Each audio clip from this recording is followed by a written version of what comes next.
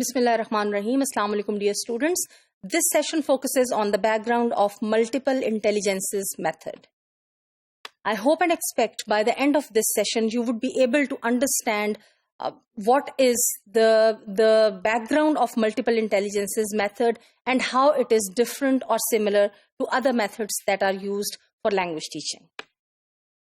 Well, my dear students, multiple intelligences is based on a philosophy that is learner-based philosophy. What does it mean? It means that it characterizes human intelligence as having multiple dimensions that must be acknowledged and developed in education. Well, in this context, what I would say is that the traditional IQ or intelligence tests are based on a test called the Stanford-Binet, founded on the idea that intelligence is a single, unchanged, inborn capacity. However, traditional IQ tests, while still given to the most school children, are increasingly being challenged by this multiple intelligences movement, because this movement believes that there is not one single, static, unchanged form of intelligence. Rather, there are multiple forms of intelligence. Multiple intelligences method is based on the work of Howard Gardner of the Harvard Graduate School of Education. Gardner notices that traditional IQ tests measure only logic and language, yet the brain has another equally important type of set of intelligences.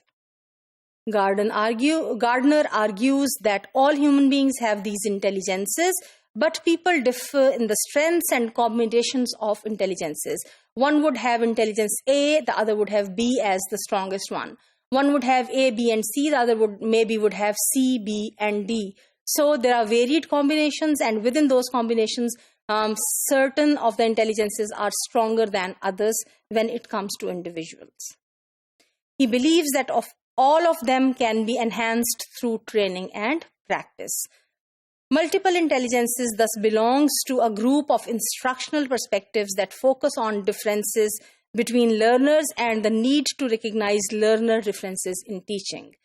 Multiple intelligences method of language teaching thus propagates that each learner is different from the other learner. And when each learner is different from the other learner, each learner then should be treated individually, differently, and separately. Learners are viewed as possessing individual learning styles, preferences, or intelligences. What one learner may be strong in, the other may not be.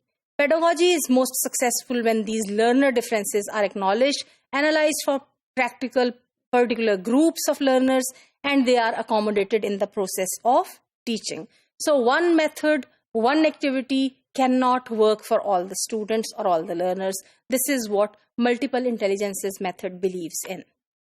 In both general education as well as in the teaching of a language, a focus on individual differences has been a recurring theme in the last 30 or 40 years, I would say, and it has seen in such movements or approaches as individualized instruction, autonomous kind of approaches, where autonomy would be given to the individuals, where each individual would be treated based on his or her own interests, based on his or her own context and the skills.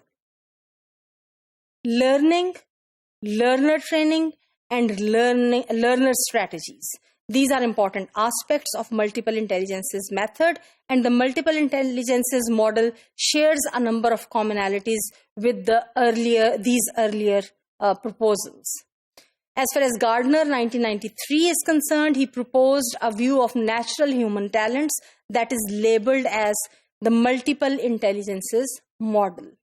The model that he presented is one of a variety of learning style models or methods that have been proposed in general education and have subsequently been adopted or applied to the teaching and learning of any language. Well, in this regard, Gardner posits 8 native intelligences which are described as follow. Because multiple intelligences, as the title shows, refers to varied forms of intelligence. So the first type that Gardner refers to is linguistic. The linguistic intelligence, thus, is the ability to use language in special and creative ways, which is something that lawyers, writers, editors, and interpreters would have as a strong ability. The second type of intelligence that he refers to is the logical or the mathematical intelligence, which refers to the ability to think rationally, and it is often found in doctors, engineers, programmers, and scientists.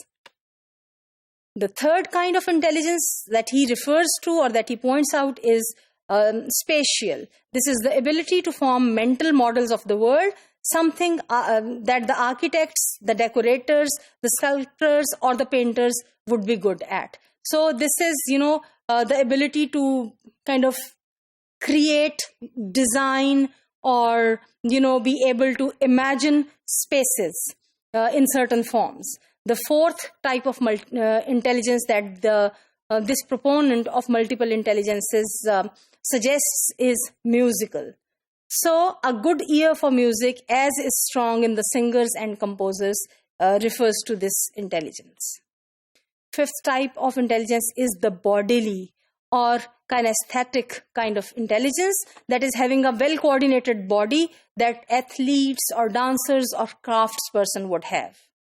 The sixth type is of interpersonal intelligence, which is the ability to work with people, to interact with people, to be at good terms with people in the communicative processes.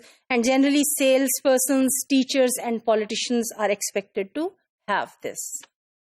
The seventh kind of intelligence that he refers to is intrapersonal. This is the ability to understand oneself and apply one's own talent successfully. So this is, kind of knowing yourself, your inner self, and thus this leads to happy and well-adjusted people in all the areas of life.